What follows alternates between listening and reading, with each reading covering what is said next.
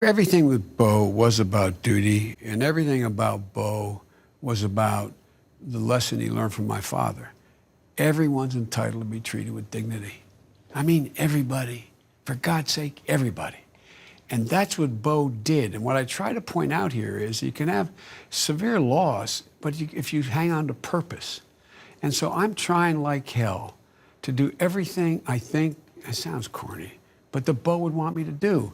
One of the things you'll point out for people in this book is you captured a phrase that I heard your son say many times, but it didn't just capture how he was. You captured who he was, all good. I must have heard him say that 100 times. And when it was dealing with the depths of his fight against cancer or how he felt about anybody asking him about anything. All good. You make a point to put it in. My dad had an expression from the time I was a kid, and Beau lived it. He'd say, Joey, never complain and never explain. I can honestly say, without fear of contradiction, I've never met a single person in my life who ever heard Beau Biden complain about a single thing. Because it was just, dad's other expression was, get up. Just get up. I told you I got a cartoon that sits on my desk that was bought at a Hallmark card store. And it's Hagar the Horrible. His ship is up, and it's one of these glass things, you know, with two frames in it. And Hagar is the Viking, and his ship is wrecked, and he's on the rocks, and he's looking up at heaven going, why me, God? And the next frame, a voice from heaven comes down, why not?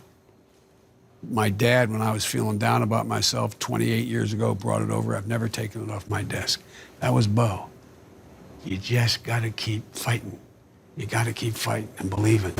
I'm not objective on this stuff when your son's life comes into play. And I'm not objective about you when it comes to how you treat people who are in grief. You mentioned my brother in this book. We were blown away by how you looked to our family when Pop was coming near the end and when he was gone. And when I read this book, it reminded me of something. The message that you give that is of so much consolation to people about what you need to do to deal with the grief and what you need to remind yourself of and what you need to look forward to the someday when the passing of that person's memory brings a smile to your lip before it brings a tear to your eye. I wonder, though, the life that you've led and all the consolation you can give to others in those times, does it work for you? Is it easier to give the advice than it is to take it? They're one and the same. In other words, I'm not able to give advice that I don't believe actually makes a difference. It made a difference in my life. And you know, when you are the recipient of so much empathy, so much support over the years, it's easy, and you know what it means to give that kind of empathy and support. You know that a simple word to someone in real trouble and a significant loss can make a difference, not in just a day, but can make a difference in the life. And, you know, it's all about finding purpose. You know, it's about, you know, I'm a big collector of quotes that have always meant something to me. Immanuel Kant talks about there's 3 parts of happiness. Something to do, someone to love, and something to look forward to.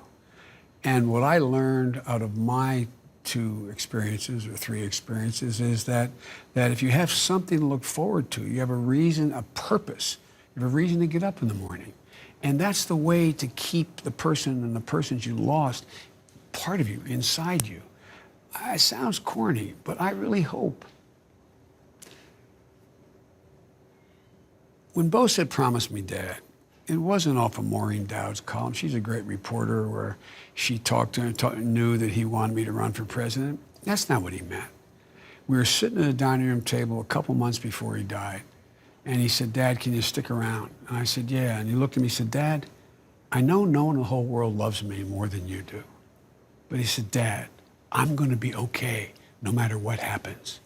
Promise me, Dad. Promise me, Dad, you're going to be okay. And what he meant was that I wouldn't walk away from my obligations. I wouldn't walk away. He knew I'd always take care of the family and they'd take care of me. But he wanted to make sure I stayed in the public arena. That's all I've done my whole life. That's all he did, that Hunter does, my daughter, my wife. And it is in that purpose. And I find myself doing what you probably do as a son, I do with my father. What would my dad think? I go around thinking, what would Beau think? I swear to God, what would Beau think? But Beau was, he was an incredibly decent, honorable man. And it was always about somebody else. Unless you figure out something that's more important to you than yourself, I think it's hard to be really happy.